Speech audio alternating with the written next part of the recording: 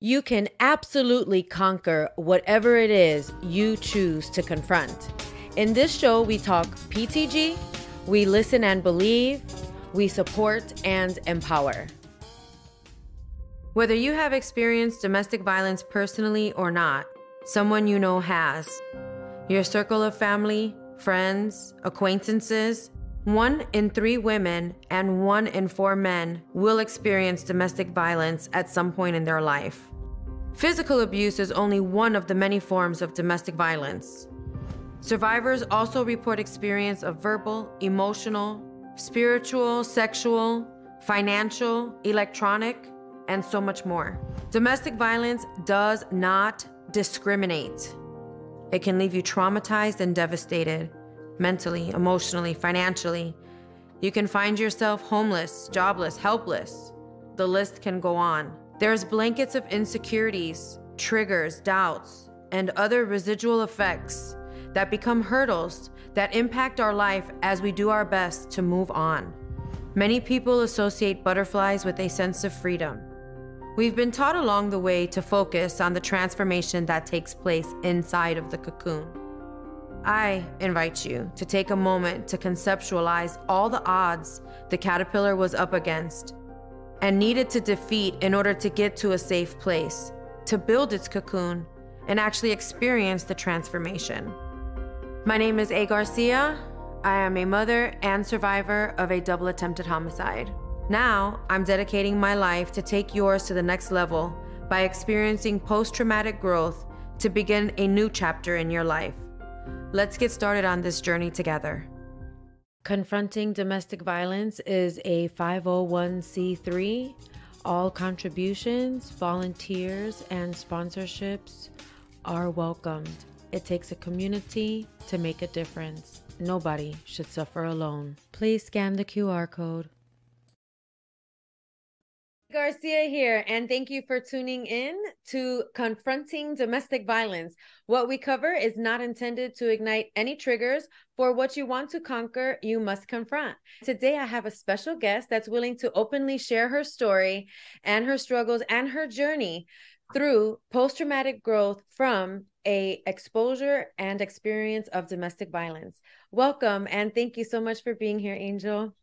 Thank you for having me, because this is a topic that, again, many people want to gloss over, but is truly needed for people to, especially women, to be able to work through some of the trauma that either they've seen or that they've experienced. So I'm glad to be here.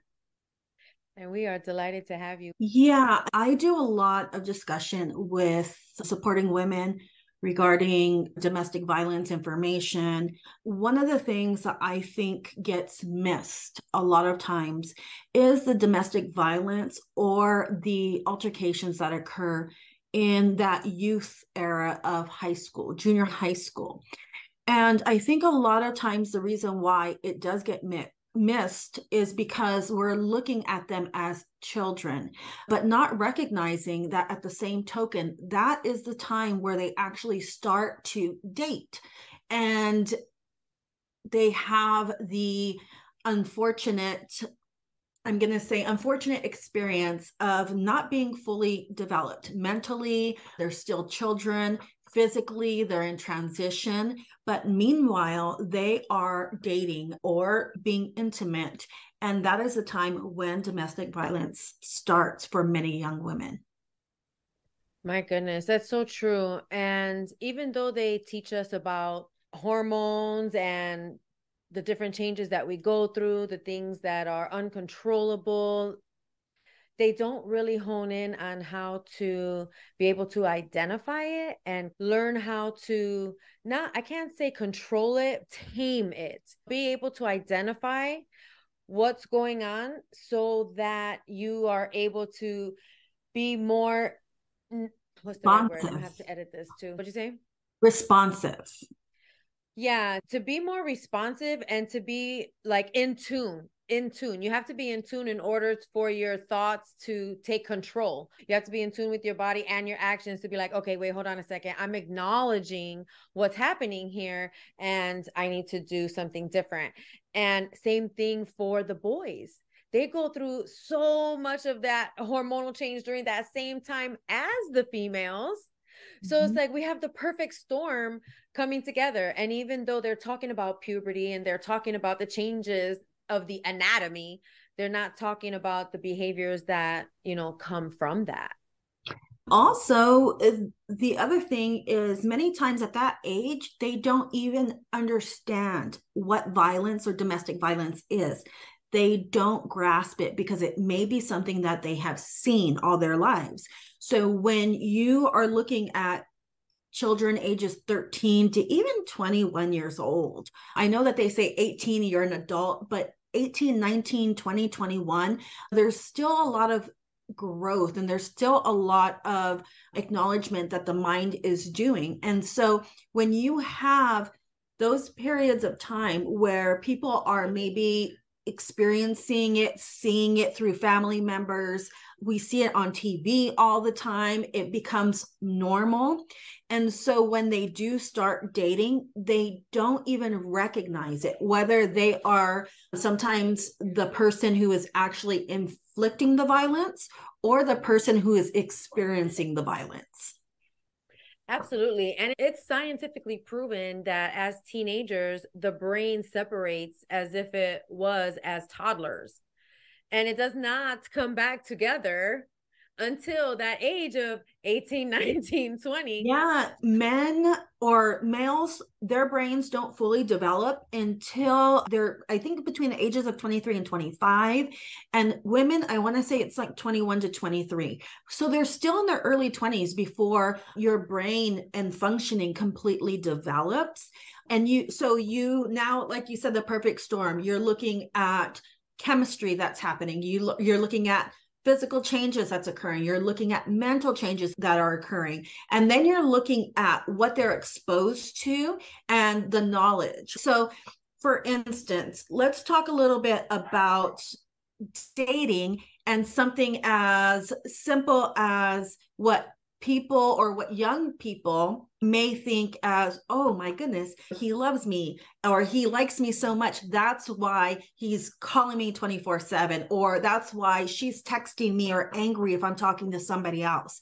And many times that leads into things that may be physical, whether it's pinching, pushing, punching, whether it is verbal violence that occurs during that time.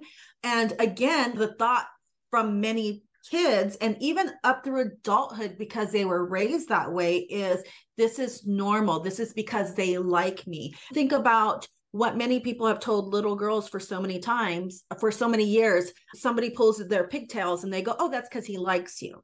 And so that as women, we become very subversive in the way that we react to certain things, because many times we've been told and raised that way. So when you're raised as a young child to think that somebody is pulling your pigtails or pinching you or poking at you is because they like you, when that continues through junior high and high school age, that's exactly what they continue to think. Whether or not it inflicts mental, emotional, or physical pain, they've been taught that means that person likes them. So now we're looking at really just having, I think that schools really should be having the conversation.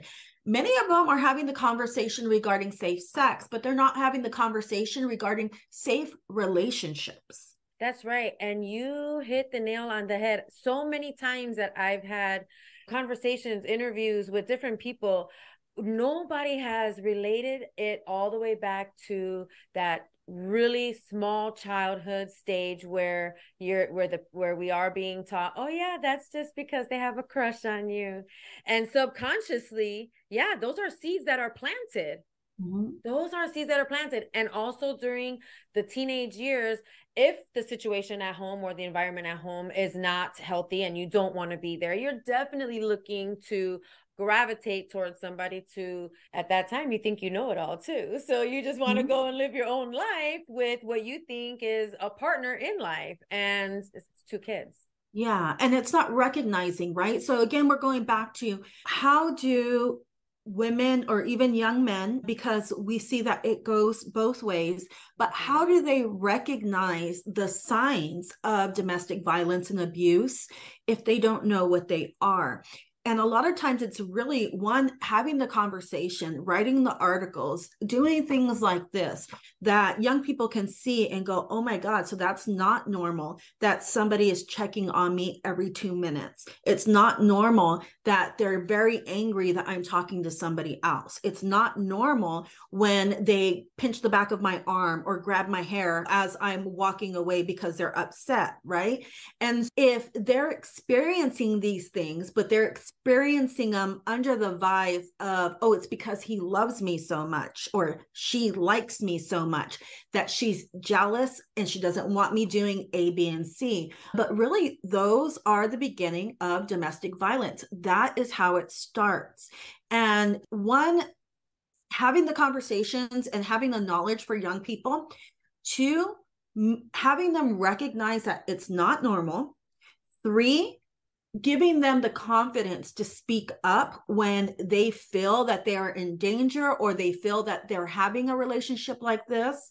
Also giving them the confidence to remove themselves from that situation, because that is also the age where when you break up with a boyfriend or a girlfriend, and it can cause many other flutters in that high school relationship with friends or with other people around them. And so that is one. And then also, we are still in an age where Me Too came out a few years back, but we're still in an age where women, and especially young women, are not always believed. And so if you have somebody who is in that teen year, early life, and they're having these discussions, or they talk to a friend or maybe a teacher that they trust, and it goes no further than that because they're not believed, that again reiterates what they were taught, which is this is normal,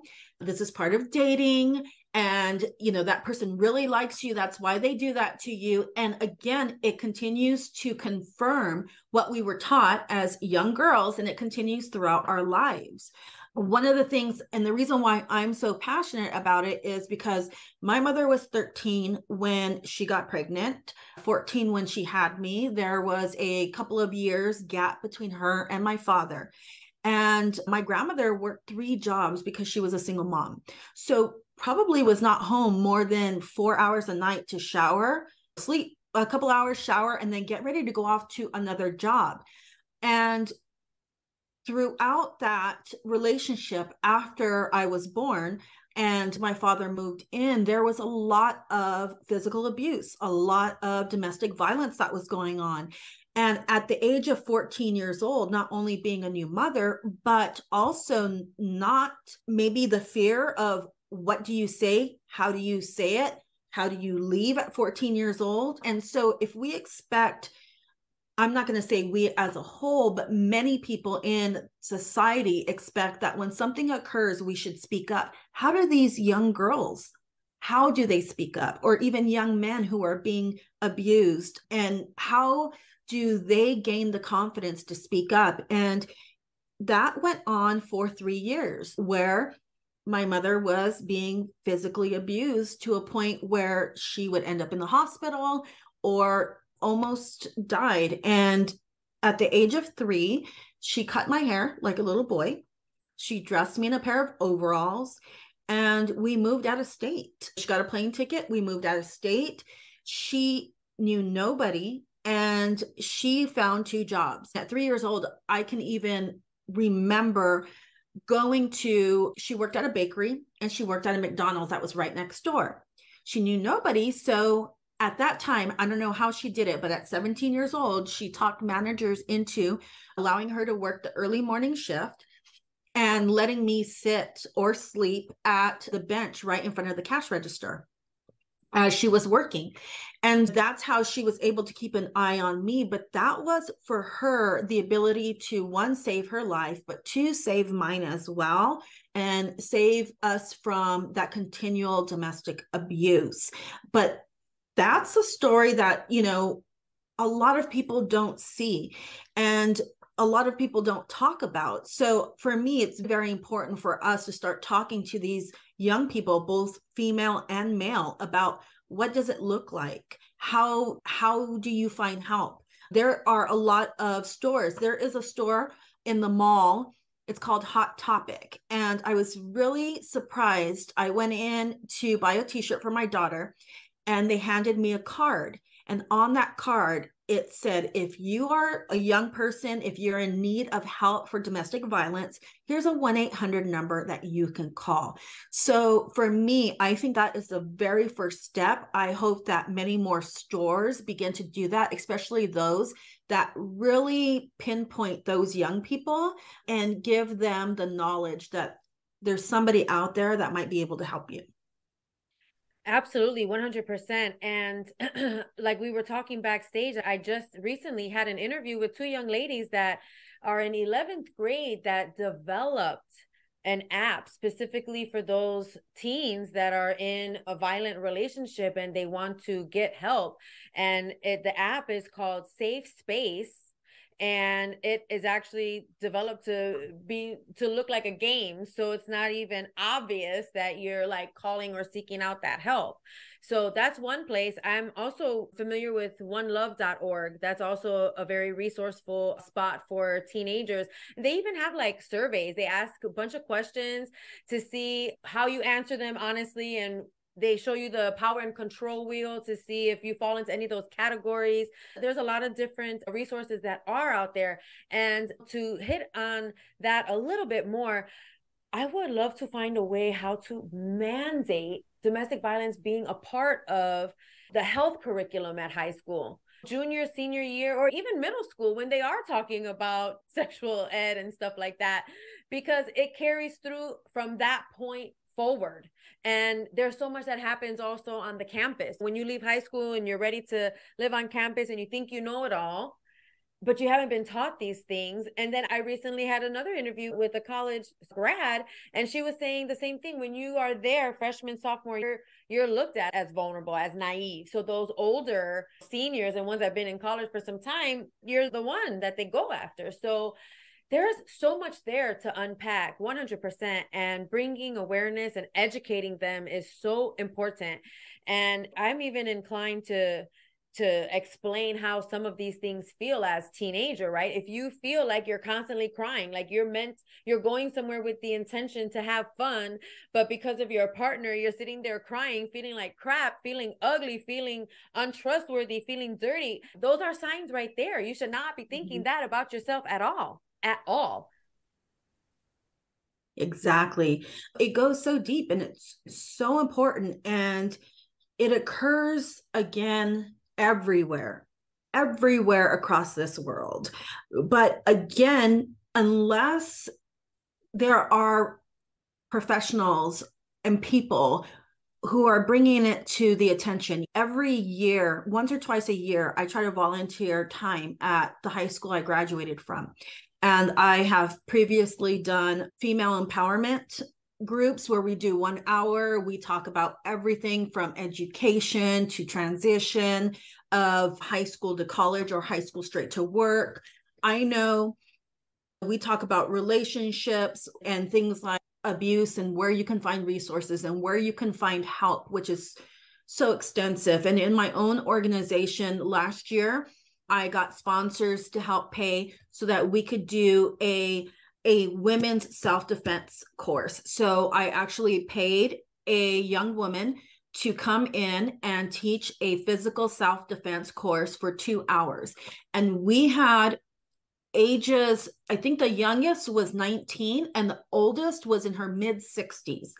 And they had all experienced some type of violence, whether it was domestic violence or whether it was violence from an outside source. But they had all, and one that was eye-opening, of course, to see the range of ages that occur. And two, they walked away feeling so empowered because 2 hours that taught them simple physical moves, but also taught them how, and taught myself, she taught us how to predict when things are going to occur, how to recognize that the more we practice specific movements, that we are more likely to be able to defend ourselves should something then occur. And there are a lot of, I think, even self-defense courses that are now coming out in gyms, local gyms, where you can go and find that. And if you are a women's group, I highly recommend finding also a local woman, sheriff, a wrestler, somebody who teaches those self-defense courses, and getting a group together, because I think it's something that a lot of women would love to learn, but have a fear of doing alone. And that was one thing that I noticed when we had a group of women together and we did it at a local park outdoors. We then ended with a beautiful picnic. I sent them away with some pepper spray, not the spray, but the gel, which is also another thing. We talk about pepper spray, but when the wind blows, it just goes over like hairspray. They do have a pepper gel that's straight stream, which is much better, more effective. But we talked about even things like when you put gas, where do you stand between your vehicle and the gas pump? So there's so many different ways that we can, I think, grow our own power, but that first has to come from knowledge. And then it has to come from continual self-empowerment, because unfortunately, the world around us, they don't want to talk to us about it. They want to pretend that these things don't happen. And it's not until after they happen that people go, we should have said, we should have done. Thank you so much for being here to raise this concern and raise this discussion, because there are going to be a lot of people who see this, and especially once the nonprofit gets up and going, I'm really excited to think about how many women we can help safely remove themselves from a domestic violence situation and give them resources and give them support so that they find their own power, they are confident in their power, and start a new chapter. Absolutely, 100%. And with that awareness that we can bring and that knowledge you say you need to have, that's where situational awareness surely comes into play. And you're absolutely right. I am so honored and privileged not just to have you on this show, but to also have you sit on the board of Confronting Domestic Violence to help support this mission. And like you said, give, parents and children a second chance. They should not have to leave everything behind for safety. They should be able to move, be safe, and start a new life. Have true transformation. And there is such a thing as post-traumatic growth. We all have trauma at some point in our life. It's inevitable on many different levels. And domestic violence is a very serious ripple effect. There is a serious ripple effect of trauma from any sort of domestic violence, especially because your heart is more than 100% committed, and it takes courage, and it starts with speaking up and speaking out to get that help. So many of us have been there and gone through it, that when we hear those that are going through it and that are asking for help, that is courageous. And there's so much love and support to give. Our hands are extended. Please, Angel, let them know where they can find you. You can find me on LinkedIn. I have a personal under my name, Angel Guerra Chagolla, or we have a business under Beauty and Beast in Business. And then there's also a website, Beauty and Beast in Business. Yes, beautiful platforms. You can find me on LinkedIn, as well as our website, beautyandbeastinbusiness.com. There's a click away email. You can contact me. And if you have any questions regarding any resources or you're in need of help, you can actually go to confrontingdomesticviolence.org or confrontingdv.org. And we're happy to reach out to talk to you or provide resources, any assistance that we can give. That's right. Thank you so much for being here, Angel. It has been a true honor and privilege. Please give our listeners your wounds to wisdom statement. Wounds to wisdom. There is a lot that we can carry with us throughout our lives. And when we continue to carry our wounds and we don't allow them to heal, they fester.